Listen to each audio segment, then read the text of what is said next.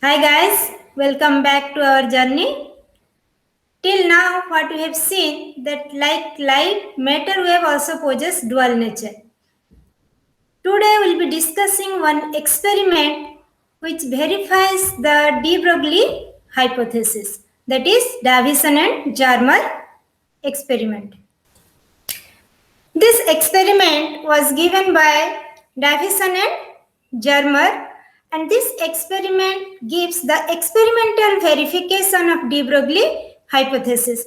Further, if you are claiming something, you need to provide some evidence for your claim. Similarly, this experiment acts like a providence for de Broglie hypothesis, that is, a matter wave is associated with a moving matter particle. Now we'll see the experimental arrangement. Here this is the experimental setup. Here it consists of three parts. We'll discuss one by one. The first part is this circle, whatever there inside this circle. This is known as electron gun because it is incidenting an electron with a high speed. That's what the name is, electron gun. Inside this electron gun, what are the things? There is a filament over here, F, a low tension battery here, then a high tension battery which can be adjusted by using this rheostat, and this is a cylindrical arrangement which is used for collimating the electron beam. Collimating means we have to send the electrons in a particular direction. So this is a collimated cylinder which is being used for collimating the incident electron. The second part is this circle. This is known as target, and here we have considered a nickel crystal in this experiment. Then the third one is this circular scale arrangement. In this, what is there? There is a scale over here, and over this scale there is a movable collector which collects the diffracted electrons from this target. We'll discuss these things in the next slides. And this is a schematic diagram which shows the experimental arrangement for Davison and Jarmer experiment. We can just correlate this arrangement with the circuit diagram over here. Here you can see this red one is the tungsten filament which is shown here as F. And this is connected to a low tension battery. Whenever this battery is connected, this will get heated and it will generate electrons. Then here this high tension battery is this high tension battery over here, and the purpose of using this high tension battery is to create a electric field which will accelerate the electrons being generated from these filaments, and those electrons will be allowed to fall on this target which is a nickel crystal, same as over here. So here this is the circular scale over which this collector is placed. This collector can move from one end to the other end and it can be fixed at different angles, and then we can measure the intensity of electrons being scattered from the target at that particular location.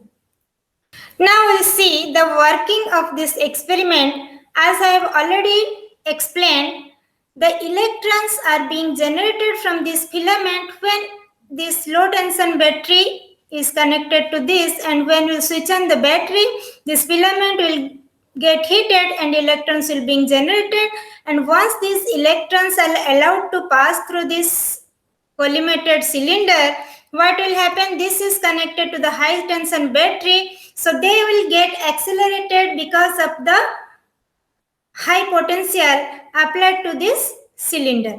Now this collimated beam, they are allowed to fall on this nickel crystal. Once they are falling on this nickel crystal, they will get scattered in different directions, and The scattered electrons are collected through this movable collector to calculate their intensity. And how we'll know that? That is connected to the galvanometer. Through the current readings in the galvanometer, we can find out what is the intensity in that particular direction. Now coming to the observations and analysis. Whatever the steps I told, those are repeated for various potential applied through that high tension battery. Then graphs are plotted for different scattering angles and intensity. Now we'll see what are the different graphs they have plotted. This is at 40 volt, this is at 44 volt. Similarly, for different applied potentials, they have plotted the intensity for different scattering angles. So in the observations, they are getting a maximum at particular angle of scattering for a particular applied potential. Like here, if the applied potential is 54 volt, then they are getting a peak when the scattering angle is equals to 50 degree.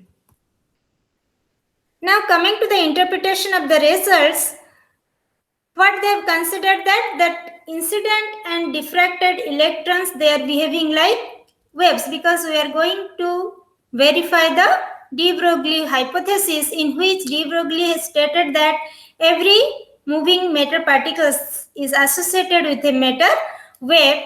So they have considered this incident electron and as well as the diffracted beam of electrons as waves.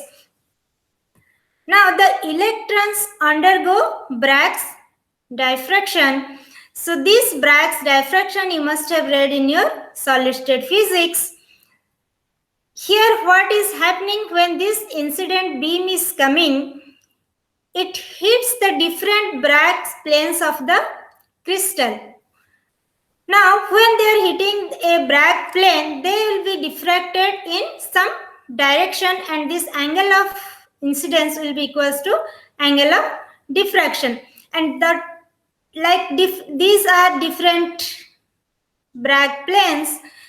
So different incident beams will be incidented and being diffracted from different Bragg planes, and there will be, like here what I have shown, this is one more may come and it may get diffracted from this point in this direction. So there will be some path difference. Depending on the path difference, we can get constructive or destructive interference, right? So these bombs which they are getting, that is because of the constructive interference which is occurring between the diffracted beams coming from different Bragg's planes of the nickel crystal. And this will be considering for our calculations, that is at 54 volt they are getting maximum at 50 degree. According to the observation, when the applied potential is 54 volt, the scattered angle is 50 degree, then only we are getting a peak. Now we will see the calculation by using these values. So this is the incident beam, this is diffracted beam, and this small d is the separation between two Bragg's plane of the nickel crystal. And as we have considered this phi is equals to 50 degree, that is the angle between the incident beam and diffracted beam. So this angle will be equals to 50 degree. This angle is equals to 50 degree, right? Now, if this total angle is 50 degree, what will be this angle? This will be, this is the normal. So this will be half of this. This is equals to 25 degree. Now, according to Bragg's law for constructive interference, what is the condition? 2d sin theta is equals to n lambda.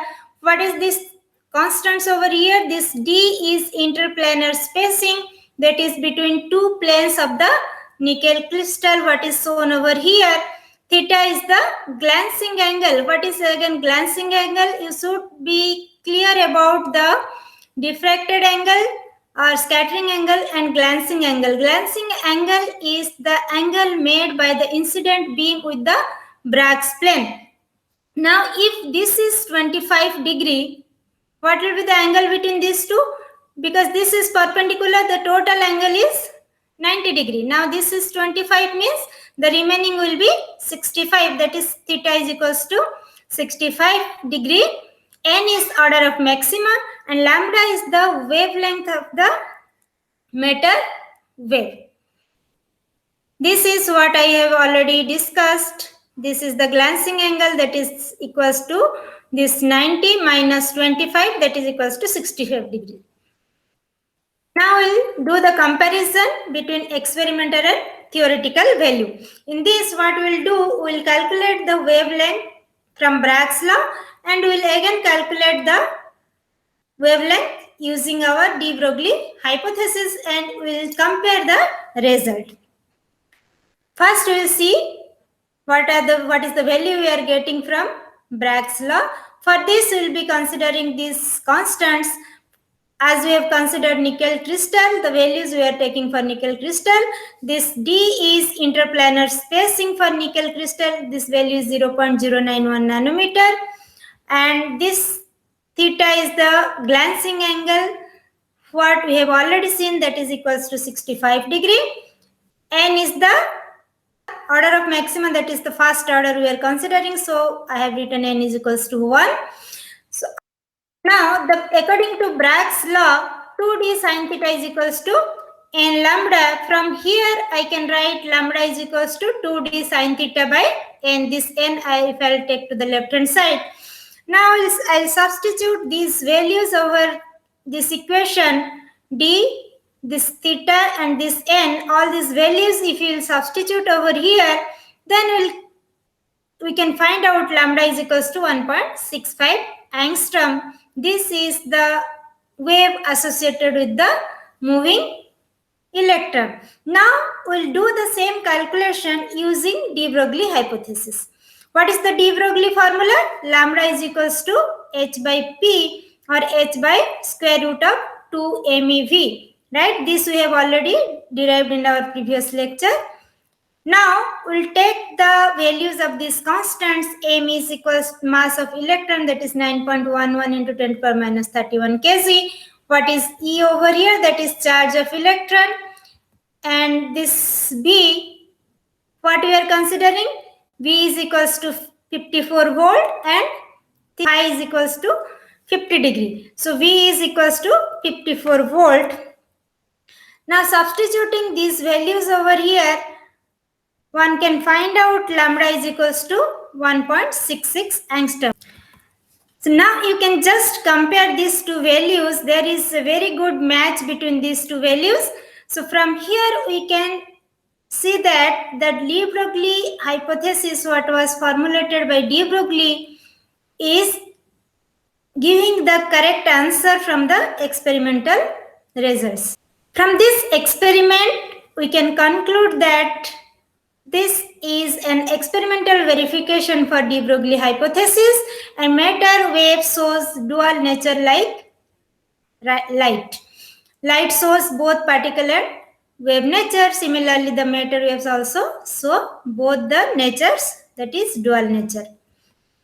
Thank you all. We'll continue our discussion. Up to that, go through my channel. Don't forget to like, share and subscribe my channel. Thank you all.